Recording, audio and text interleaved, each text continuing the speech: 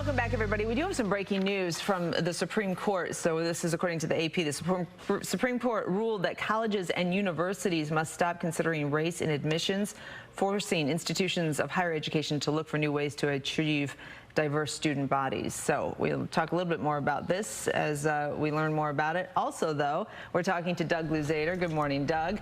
About Good morning. Former President Donald Trump. And no matter what kind of trouble he gets in, he seems to increase his popularity. So let's try and cover both of these things. Good morning. Good morning. Yeah, well, for starters, that new polling data that we have out is very interesting because we're waiting to see what would happen to the former president's numbers after these federal indictments came down. And we see that his numbers actually went up a little bit. Thank you very much. It's become part of the former president's pitch. The government keeps charging, Trump keeps rising. This wasn't in the playbook, but because the public is really smart, my numbers went up. I got 2 of them. 2 indictments, that is, including one in federal court over his alleged mishandling of classified documents.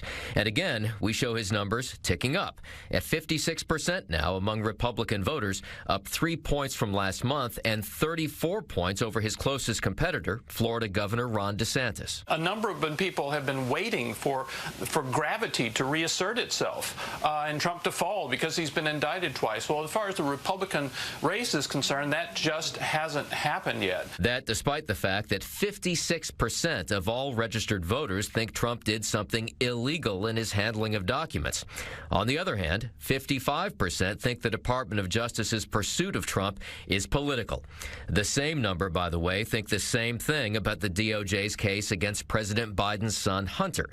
The president angrily responded when asked whether he participated in Hunter's alleged efforts in 2017 to get money from a Chinese energy executive. Were you sitting there? Were you involved? No, I wasn't. Were you? No.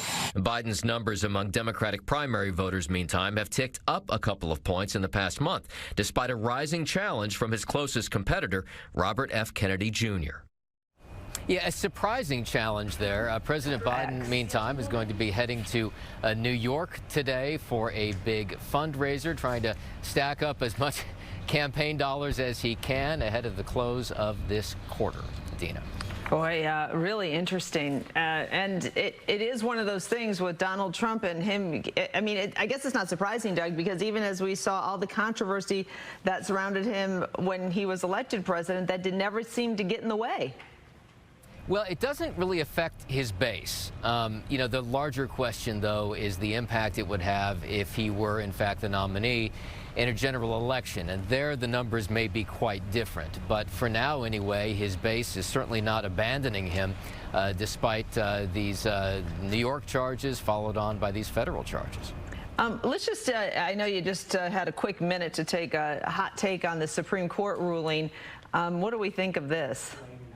Well, I think it was largely expected, but you never know. It's very difficult to predict what the Supreme Court's going to do. This was a 6-3 decision involving affirmative action in higher education, and specifically programs by the University of North Carolina and Harvard. 6-3 decision, a ruling that race cannot be the factor as used by those universities. So this would have a huge impact on affirmative action in this country. Again, we say it's not a surprise.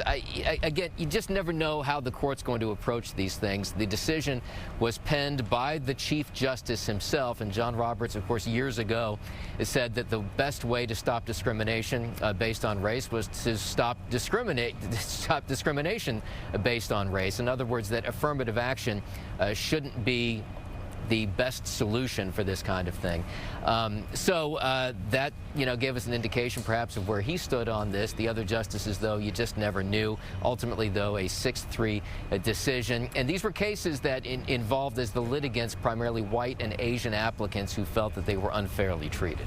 All right, lots to discuss with that going forward. Doug Luzader, thank you so much.